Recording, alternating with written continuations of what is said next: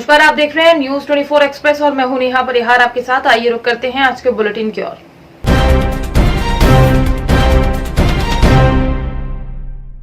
नगर कांग्रेस के पदाधिकारियों ने शहर के अलग अलग चौक चौराहों पर बैनर चिपकाकर विदिशा संसदीय सीट के सांसद रमाकांत भार्गव के आपदा काल में गायब होने के आरोप लगाए हैं।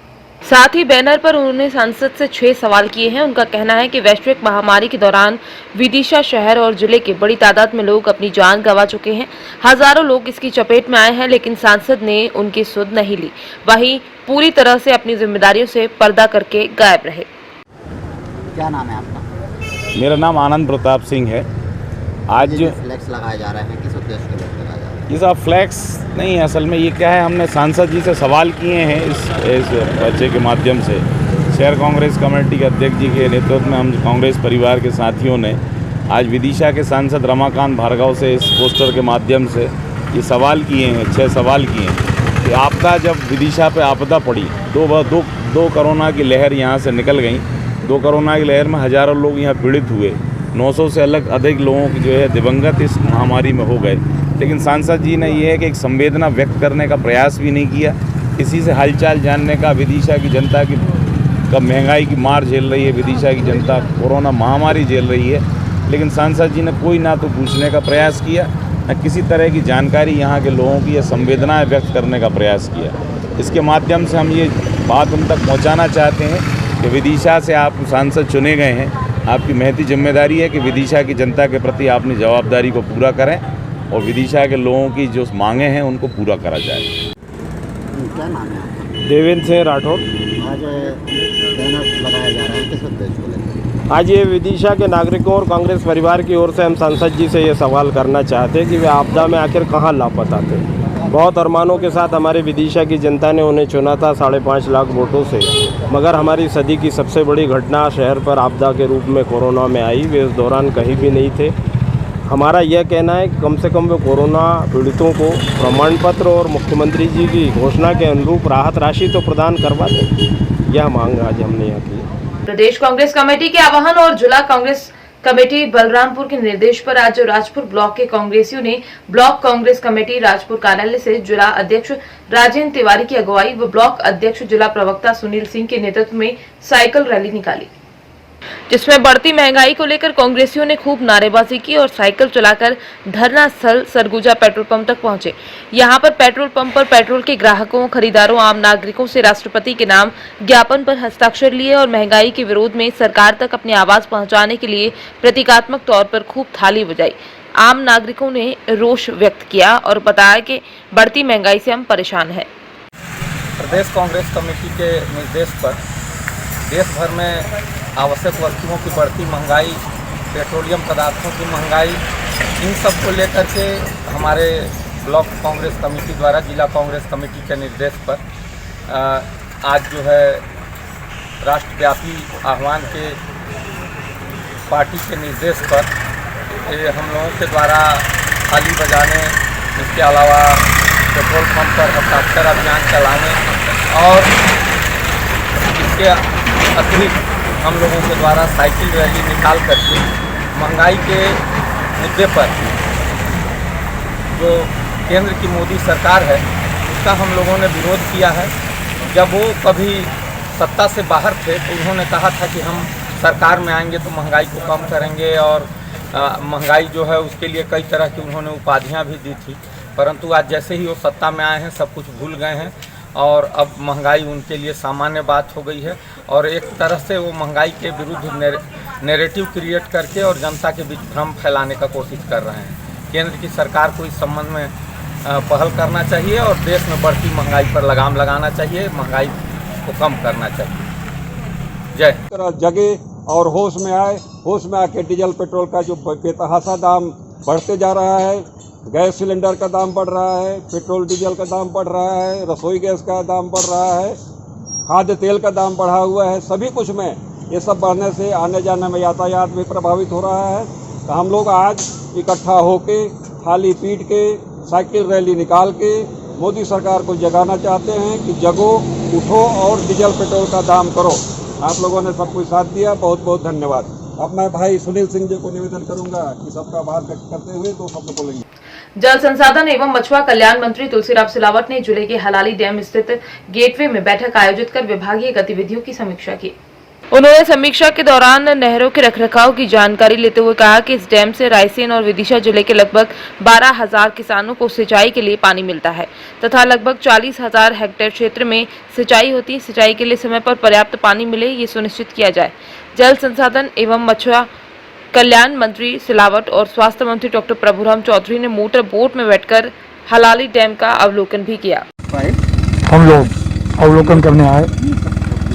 ये 1976-77 में निर्मित हुआ था। ये लगभग 40,000 हेक्टेयर में 40,000 हेक्टेयर में इसकी सिंचाई होती है।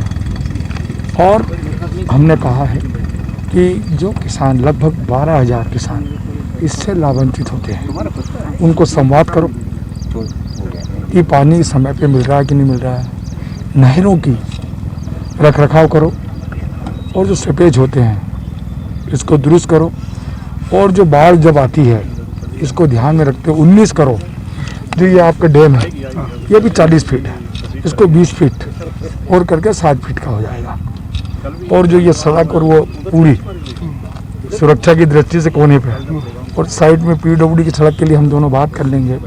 हमारा उद्देश्य, हमारा लक्ष्य, हमारा संकल्प मुख्यमंत्री जी का, शिवराज जी का है।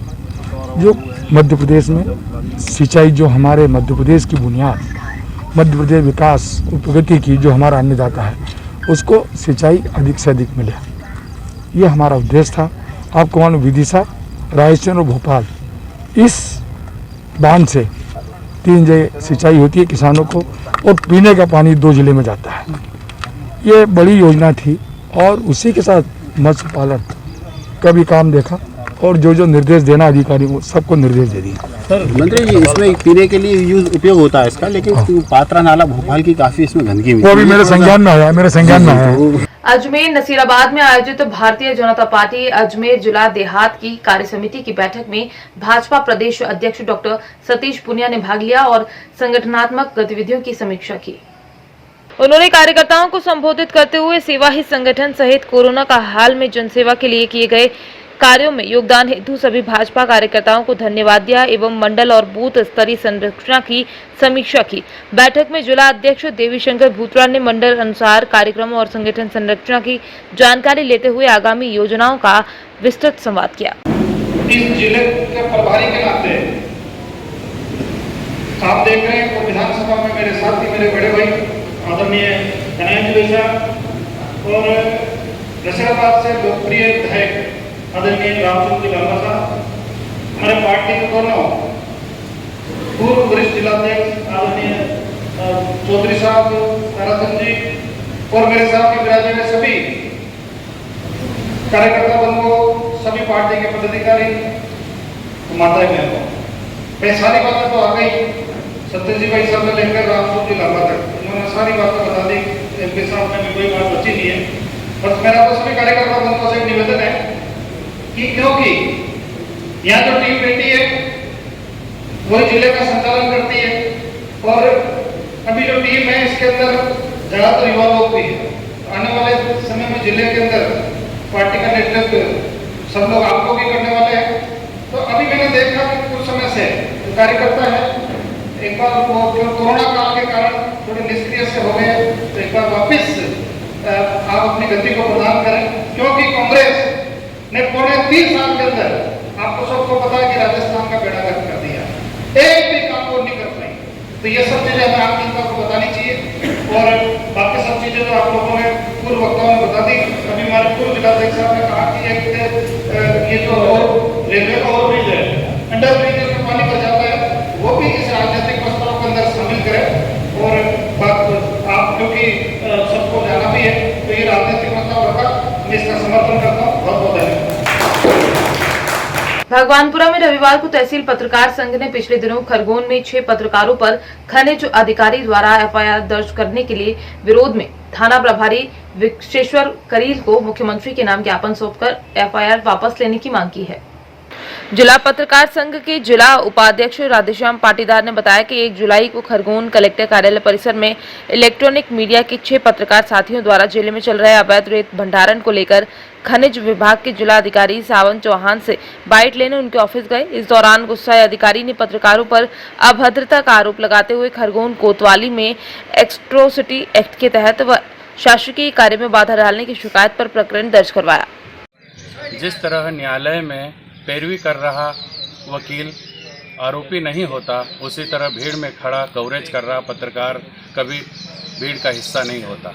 हमारा उद्देश्य यही है कि हम जनता के बीच जाकर सच का आईना दिखाए और इसी को लेकर राजनीतिक स्तर पर, प्रशासनिक स्तर पर हमारे ऊपर झूठे आरोप लगते आए हैं और पत्रकारों के ऊपर एफआईआर दर्ज होती आ रही है। 1 जुलाई के रोज़ भी 6 पत्रकार साथियों को खनिज विभाग के अधिकारी सावन सर द्वारा एफआईआर दर्ज की गई और उनके ऊपर प्रकरण दर्ज किया, जबकि वह ऐसे उनकी कोई मानसिकता नहीं थी। वो कवरेज करने के लिए गए थे और उनके ऊपर झूठा एफआईआर दर्ज किया गया। सभी पत्रकार साथियों की यही मांग है, तहसील पत्रकार संघ की भी यही मांग है कि उनके ऊपर जो एफआईआर दर्ज की गई है, झूठी एफआईआर दर्ज है, उसे पुनः वापस लिया जाए।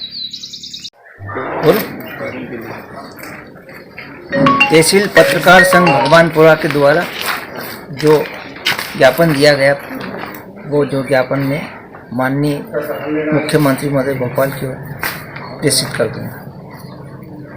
बालाघाट जिले की इस बेटी के जज्बे को सलाम। लॉकडाउन में हुई आर्थिक स्थिति कमजोर तो ऑटो चलाकर पिता का हाथ बटाया। हट्टा निवासी पूनम मेश्राम ऑटो चलाकर अपने पिता का हाथ बटा रही हैं। पूनम ने बताया कि लॉकडाउन होने के कारण घर की माली हालत काफी खराब हो गई थी और कमाने वाले सिर्फ पिता ही थे, जिसके चलते उसने अपने पिता का हाथ बटाया जिससे कि घर की माली हालत ठीक हो सके और पिता का बोझ भी कम हो सके।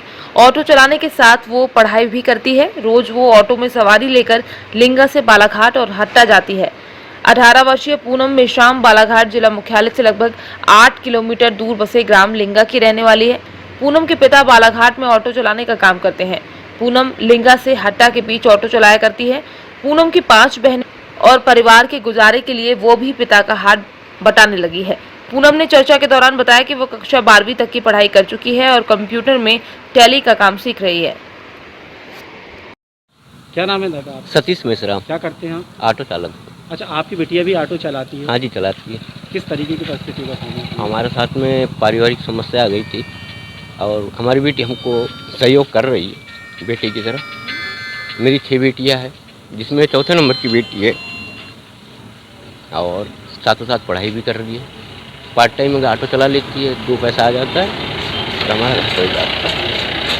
आपको सामाजिक स्तर ग्रामीण स्तर में किसी समस्या का सामना करना पड़ता है? नहीं, अब ऐसी कोई दिक्कत नहीं आती हमको, हमारी बिटिया को भी नहीं आती। बालाघाट से हट्टा तक की जो सवारी आती जाती है उसमें कोई दिक्कत नहीं है। सभी हमारे ऑटो संघ चालक के सदस्य, ऑटो चालक मालक अच्छी सहनतापूर्वक मदद कर देते हैं बेटी की, कोई दिक्कत नहीं आती। उसको और आगे बढ़ाने में पूरी मदद है। पूरी पढ़ाई करवाने में पूरी मदद करूंगा ताकि वो अपने भविष्य में कुछ आगे बन के कुछ कर सके। सिर्फ पार्ट टाइम में ही चला पा रही है। इससे आपके परिवार को काफ़ी मदद मिल गई है। पढ़ाई लिखाई, पूरे बहनों का भी खर्चा वहन कर रही है। क्या नाम है आपका? पूनम मेश्राम। आप ऑटो चलाते हैं, आपने कहाँ से सीखा ये? कैसे? मैंने अपने पापा से ऑटो चलाना सीखा और एक नैत्रा में, मतलब मेरे पापा के फ्रेंड थे, जयराम सोलह के नाम था उनका, उनके द्वारा मैंने ऑटो चलाना सीखा। और क्यों ऑटो चलाना आपने सीखा? मतलब अभी जब से लॉकडाउन लगा है कोरोना की वजह से, तब से मेरे पापा की आर्थिक स्थिति बहुत डाउन हो गई थी। उसकी प्रॉब्लम चलती हुई है, मैं सोची कोई काम वाम था ही नहीं, इसलिए पापा के साथ हाथ बटा लो, गाड़ी चला। कितने भाई बहन हैं? हम लोग ओनली 6 बहनें हैं। हाँ। और पढ़ाई में मैं टैली और बीकॉम कर रही हूँ। और मतलब जब भी मेरे को कोई भी प्रॉब्लम होती है ऑटो चलाते समय, ऑटो चालू स्टार्ट करना रहा या कहीं जाना रहा या अचानक से मेरी कहीं ऑटो ख़राब हो जाती है, तो मतलब हमारा ऑटो इतने में अच्छा है कि मतलब मेरी गाड़ी स्टार्ट करके दे देते हैं अंकल भैया लोग मेरे को, जो भी हमारे साथ वाले। या फिर मेरे को कहीं भी प्रॉब्लम होती है तो लोग आ जाते हैं वहाँ पे। मैं उनको फ़ोन करूँगी कि भैया ऐसी प्रॉब्लम हो गई, तो लोग जगह पे आ जाते हैं। कभी आपको ऑटो चलाने में कोई परेशानी? नहीं, कोई प्रॉब्लम नहीं, कोई परेशानी नहीं। कभी मेरे को मतलब सवारी होने कभी भी ऐसा नहीं हुआ कि मतलब कोई चीज़ की दिक्कत आई नहीं। कभी किसी मनचले का सामना? नहीं, कोई नहीं। कोई चीज़ की प्रॉब्लम नहीं हुई। अच्छा, इसके साथ साथ में हम लोग शिक्षा भी ग्रहण कर रहे हैं, हाँ। पढ़ाई में इसका कोई असर पड़ेगा आपको? नहीं, क्योंकि मैं अपनी पढ़ाई के टाइम पढ़ाई कर लेती हूँ, अपनी क्लास मतलब अटेंड करना रहता है वो भी कर लेती हूँ और साथ में गाड़ी भी चला लेती हूँ। आगे क्या करना चाहते हैं आप? आगे मैं बीएम की पढ़ाई करना चाहती हूँ।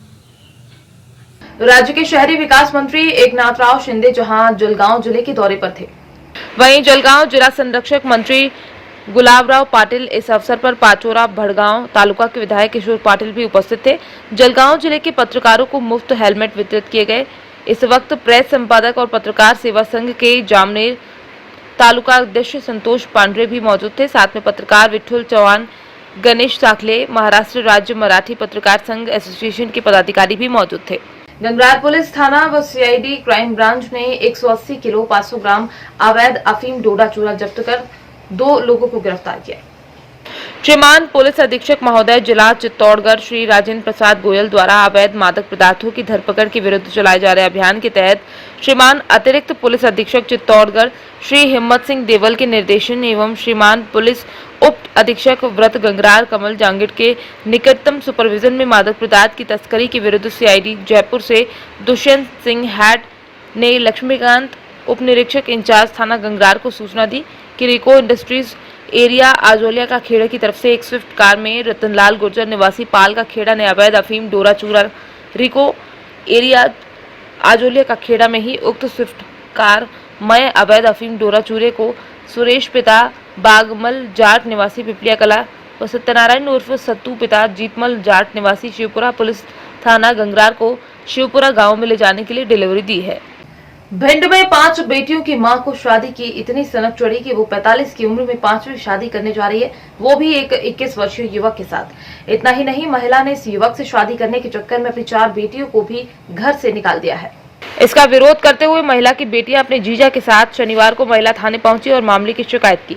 कहा जाता है कि प्यार अंधा होता है, लेकिन भिंड के झांसी मोहल्ले में रहने वाली एक महिला को 45 साल की उम्र में एक 21 वर्षीय युवक से प्यार हो गया, जो कोई बड़ी बात भी नहीं है। लेकिन ये मामला इसके लिए अनोखा बन गया कि महिला की पहले ही 3 बार शादी हो चुकी है और उसकी 5 बेटियां हैं, जिनसे एक की शादी भी कर चुकी है। भिंड के महिला थाने में शनिवार को उसकी 4 बेटियां मदद की गुहार लगाने पहुंची, क्योंकि शादी के चक्कर में महिला ने अपनी बेटियों को घर से निकाल दिया था। और ये मेरी मम्मी है, 5वीं शादी कर रही, मैंने मना किया तो मुझे घर से निकाल दिया। मेरी बड़ी दीदी का रिश्ता कर दिया, उन्हें भी घर से निकाल दिया। मैंने बोला हम आपका साथ देंगे, हम काम करेंगे, लेकिन इन्होंने मेरी बात नहीं मानी और फिर 5वीं शादी मिथुन गुर्जर के साथ में कर रही हैं। पहली शादी किसके साथ की? कौन? पहली शादी किससे? पहले मेरे पापा थे विनोद और रिया के रहने वाले, वो भी एक्सपायर हो गए। दूसरी शादी की, वो भी एक्सपायर हो गए। गिरजेश। कहाँ के थे वो? सुकांड। तीसरे का पता नहीं, वो मुझे हम थे नहीं, पहले शादी कर ली थी ना, वो तो छोड़ दिया इन्होंने। अच्छा, चौथी शादी की, वो भी एक्सपायर हो गए। क्या नाम था? आज इसके साथ में कर रही है 5वीं शादी। क्या नाम था चौथी? मुझे पता नहीं, तलाक हो गई उससे। अच्छा, 5वां कौन है? ये मिथुन गुर्जर, वो खड़ा है उधर। अच्छा, आप कितनी बहनें हो? हम 5 बहनें हैं। अच्छा, सबकी शादी हो गई? मतलब अभी शादी नहीं हुई है, 2 की रिश्ता कर दिया तो उन्हें घर से निकाल दिया इन्होंने। अभी तक शादी नहीं हुई है किसी की। अच्छा, आप कहाँ रहती हो इस समय? जीजा के पास रहते हैं अभी तो हम। कहाँ रहते हैं जीजा? जाजीपुरा में। विनोद। आपको पता चला कि शादी करने के विचार में? मुझे पहले पता था, मैंने इन्हें मना किया तो इन्हें मुझे घर से निकाल दिया। बोले मैं मार डालूंगी आपको, धमकी देके मुझे निकाल दिया। अब निकल गए। मैंने इन्हें बहुत मना किया, लेकिन मेरी बात नहीं मानी उन्होंने। उसके बाद फिर आपने क्या किया? उसके बाद क्या किया? मैं निकल गई। फिर मैं मेरी छोटी छोटी बहनें, ये खड़ी प्रियंका, ये नया, इन्हों भी निकाल दिया घर से बाहर। फिर इन्होंने भी मना किया तो इन्हें मेरे पास भेज दिया इन्हें कि जाओ तुम्हारी दीदी करेंगी शादी। अब हम कहाँ से करें इनकी सबकी शादी? आपकी माँ की एज क्या है? 45 साल की हो चुकी है ये। कहाँ की रहने वाली है आपकी माँ? ये औरिया की रहने वाली है, मतलब सिंगला मुँह। भिंड में कहाँ रह रहे हैं? भिंड में झांसी मोहल्ले में रह रहे हैं। झांसी मोहल्ले में? झांसी मोहल्ले में हनुमान बजरिया के पास में गली है, उधर रह रहे हैं। आपका नाम क्या है? अनीता। आप 5 बहनों के नाम बताओ एक एक। सुनीता, अनीता, नेहा, प्रियंका, प्रिया।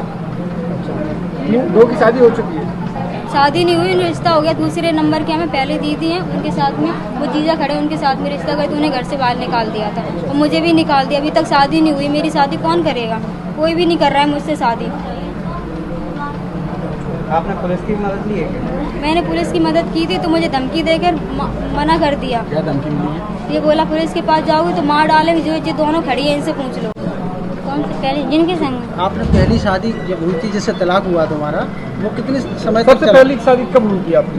वो 15 साल के थे। 15 साल के थे। कहाँ की रहने वाली थी? वो कितने साल तक चली वो शादी पहली? वो 1 साल नहीं चली, वो मारपीट करते थे तब में तलाक हो गई। 1 साल बाद? क्या नाम था उनको? नाम हमें पता नहीं है, बहुत साल हो गए। अच्छा, उनके पति का नाम ही नहीं मालूम जिनसे शादी हुई थी? 1 साल बाद कहाँ पर हुई थी? ये भीखेपुर में हुई थी। भीखेपुर, अच्छा।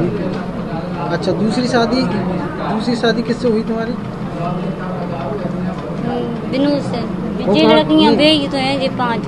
कहाँ? नहीं, विनोद से नहीं हुई। आप गलत क्यों बोल रहे हो? नहीं, हम बता रहे हैं आप, ये आपकी जो है दूसरी शादी हुई। हाँ, विनोद जाटव, जैतपुरा। हाँ, जैतापुर और तो ये कितने दिन चली दूसरी शादी? ये लड़कियां आती सबरी 5 लड़कियां आती, तब एक्सीडेंट हुआ था। तो ये खत्म कैसे हुए? जो एक्सीडेंट से हुई खत्म। सड़क हादसे में। अच्छा, ये लड़कियां पहली शादी की है ना? नहीं, दूसरी। तो ये दूसरी शादी से बच्चे कितने बच्चे हैं? 5 हैं जी। 5 बच्चे हैं। लड़कियां क्या हैं? 5 ही हैं। 5 बेटियां हैं। तो और उसके बाद जो है ये खत्म होने के बाद तुमने तीसरी शादी किससे की? जी सुकांड की थी। जिनसे? नहीं, सुकांड की। क्या नाम था? खत्म चौथी हुई है, चौथी सुकांड के। तो नहीं, तीसरी देखो, तीसरी ये है। तीसरी का पता ही नहीं है, चौथी ये सुकांड की। सही कह रहे हैं। तीसरी शादी किससे की? जी है तो सुकांड की। सुकांड के बाद किससे की? फिर किसी से नहीं की, इनसे की बस। 5वीं शादी है ना, इसे 5वां संबंध करने जा रही हो ना तुम? हाँ, 5वां। याद तक नहीं रहा, बताओ तुम्हें। तो ये स्थिति है। नहीं, पहली आपने तलाक हो गई, पहले तलाक हुई, दूसरा हादसे में, सड़क हादसे में खत्म हो गया। तीसरी सुकांड, फिर ब्रजेश करी बस, इनसे करी बस। चौथी हाँ। क्या 5वीं? नहीं, 5वीं नहीं है। बच्चे 5वीं बता रहे? नहीं, जो बता रहे हैं 5 कहाँ से आ गए? इनके पास मतलब खर्चा नहीं उठ रहा था इनके पास, तो इसलिए इन्होंने बोला कि हम लोग रह रहे सब, हम लोग वैसे रह रहे थे, मतलब कुछ संबंध नहीं थे हमारे, संबंध नहीं थे, खर्चा चलता रहेगा कि हम कोई भगे तो नहीं है ना, हमने कोई गलत बोला है कि लड़की के साथ छेड़खानी की है, ऐसा कुछ भी नहीं किया है हमने, बस ऐसे ही रह रहे थे बस। प्रेम विवाह कर रहे हो? हाँ, विवाह नहीं कर रहे, मतलब रह रहे थे अभी तो वैसे ही। वैसे ही रह रहे हैं? हाँ, लिव इन रिलेशन में रह रहे हैं। हाँ। सर मुझे इतना तो पता नहीं 5वीं कौन सी, एक का तो मुझे पता था। ये बच्चों के भरण पोषण करते थे तुम क्या? नहीं, कुछ ऐसा कुछ नहीं किया सर मैंने। नहीं, भरण पोषण करते थे, खर्चा उठाते थे बच्चों का? खर्चा उठाते हैं ना हम सर, खाना खिला रहे। कितना कमा लेते हो? कमा लेते अभी तो 6000 रुपये मिल रहा है मेरे को अभी तो। 6000 ये भी काम करती हैं। 6000 में 6 बच्चियों के 6 लोगों का खर्चा उठा लोगे? सर खाना खर्चा तो कर सके, ये भी करती है। उत्तर प्रदेश के रामपुर में अवैध रूप से चल रही असला फैक्ट्री का पुलिस ने पर्दाफाश करते हुए 4 युवकों को गिरफ्तार कर लिया तथा उनके कब्जे से भारी मात्रा में हथियार भी बरामद किए गए हैं। आपको बता दें कि ये पूरा मामला रामपुर जिले के बिलासपुर कोतवाली क्षेत्र का है, जहां जंगल में चल रहे अवैध रूप से असला फैक्ट्री को पुलिस ने भंडाफोड़ किया है। फैक्ट्री का संचालन कर रहे 4 युवकों को पुलिस ने धर दबोचा है। एसएसपी संसार सिंह ने बताया कि गिरफ्तार बदमाशों से 30 जिंदा कारतूस, 3 राइफल, 44 नाल बरामद हुई हैं। चारों बदमाशों के खिलाफ पुलिस ने मुकदमा दर्ज कर जेल भेज दिया है। आज थाना बिलासपुर पुलिस को एक सफलता हाथ लगी है, क्या है मामला सर? आज थाना बिलासपुर पुलिस ने मुखबिर की सूचना पर चेकिंग के दौरान 2 व्यक्तियों को पकड़ा, जिनके नाम उस्मान और दलजीत सिंह है। उन दोनों के पास से एक तमंचा बरामद हुआ। पूछताछ करने पर उनके द्वारा बताया गया कि उनके द्वारा ये तमंचे पास में चल रही डंडिया जंगल में एक फैक्ट्री से, जो नाजायज़ फैक्ट्री है, वहाँ से खरीद कर लाए गए हैं। ये मौके पर जाकर वहाँ दबिश दी गई तो पाया गया कि 3 व्यक्ति वहाँ पर नाजायज़ असला बनाने की फैक्ट्री चला रहे हैं, जिनमें से एक अभियुक्त भाग गया और 2 अभियुक्तों को पुलिस ने पकड़ लिया। दोनों अभियुक्तों के नाम, एक का नाम इसाक है और दूसरे का अवतार सिंह है, और जो फरार अभियुक्त है उसका नाम जर्नैल सिंह है। जो वहाँ फैक्ट्री मिली है, वहाँ पर जो सामान मिला है वो इस प्रकार है: 3 राइफल 315 बोर देसी, 3 बंदूक 12 बोर देसी, 20 कारतूस 12 बोर जिंदा, 10 कारतूस 315 बोर, कुल 30 जिंदा कारतूस, 5 खोखा कारतूस 315 बोर, 12 खोखा कारतूस 12 बोर, कुल 17 खोखा कारतूस, 2 कारतूस रखने की पेटी, 29 मोटी नाल व 15 पतली नाल, कुल 44 नाल। साथ ही तमंचे दूसरे शस्त्र बनाने के उपकरण भी वहाँ पर बरामद हुए। गिरफ्तार लोगों को जेल भेज दिया गया है और फरार अभियुक्त जर्नैल सिंह को जल्द ही गिरफ्तार किया जाएगा। आगे विधिक कार्रवाई की जाएगी। आज के बुलेटिन में फिलहाल इतना ही। बने रहिए न्यूज़ 24 एक्सप्रेस के साथ। नमस्कार।